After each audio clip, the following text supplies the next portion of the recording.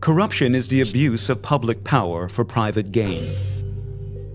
Each year, bribery alone causes global damage worth more than $1 trillion. Corruption affects developing and emerging countries the worst. The loss and misallocation of resources means that urgently needed investments in development are not made. Schools are not built. Teaching materials, such as school books, are not provided. Parents are unable to afford the unofficial payments they must make for their children's education.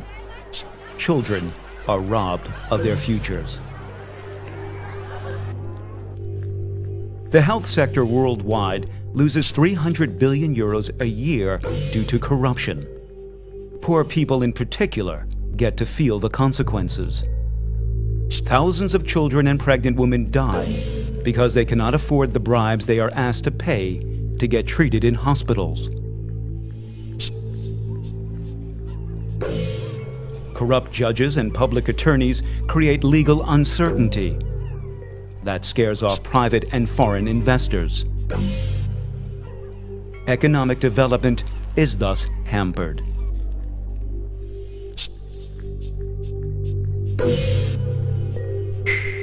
Corruption is the main impediment to development. Corruption is a global problem. The international community has come together under the framework of the UN Convention Against Corruption. They have joined forces to prevent and eradicate corruption. German development cooperation often operates in countries with weak state structures. Anti-corruption, which is the eradication and prevention of corruption, is already an essential part of German development work. At the same time, there is plenty of scope for stepping up efforts in this field. An important step in this direction is the new strategy, Anti-Corruption and Integrity in German Development Policy, by the Federal Ministry for Economic Cooperation and Development. The strategy is based on a simple formula of 3 times 3. 3 levels of intervention, 3 players. German development policy is fighting corruption on 3 levels. First, it supports cooperation countries in implementing anti-corruption reforms. Second, it ensures a responsible use of development funds through comprehensive internal risk management. And third, it complies with international commitments and promotes these actively. Especially 3 groups of players make a significant contribution to the fight against corruption: state institutions, civil society, and the private sector.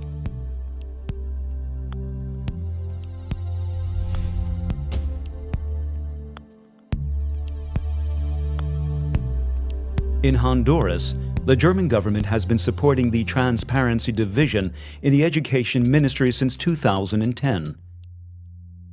One major problem is the high level of canceled classes in the schools.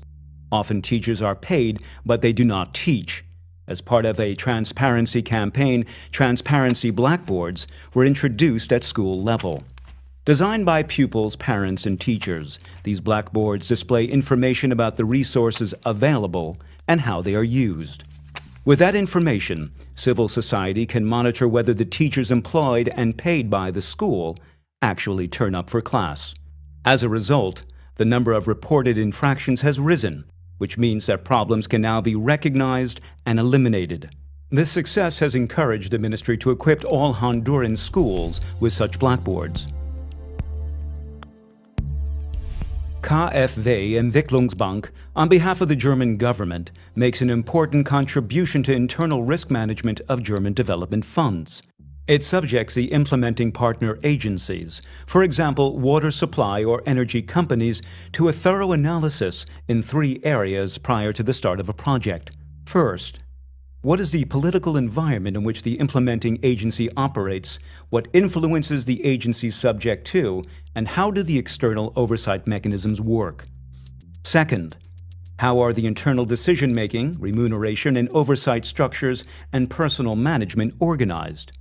Third, does the implementing agency have the necessary staff, technical capacity, and funding to carry out the assignment in question? If the partner agencies do not pass the test, they can be barred from implementing the project. Under the Convention Against Corruption, German development cooperation, together with the United Nations, has developed an instrument which can be used to monitor the compliance of national legislation with the rules and regulations of the Convention. On behalf of the government, GIZ is supporting this process in Kenya and Yemen. In Indonesia and Bangladesh, GIZ is also helping partner governments to develop action plans for implementing the UN Convention Against Corruption. At the same time, German development policy is boosting South-South exchange by promoting the networking of anti-corruption commissions. As we have seen, numerous concrete anti-corruption projects are already being implemented. But anti-corruption is also a cross-cutting task for development cooperation. Wherever corruption is an impediment to development, anti-corruption must be addressed in every project, with each player and at all levels. Awareness for the topic of corruption, a risk analysis before we engage, and risk-aware implementation of all development cooperation projects are crucial. The basic principles are transparency, participation, accountability, and integrity. Each and every individual can apply these principles in their daily work.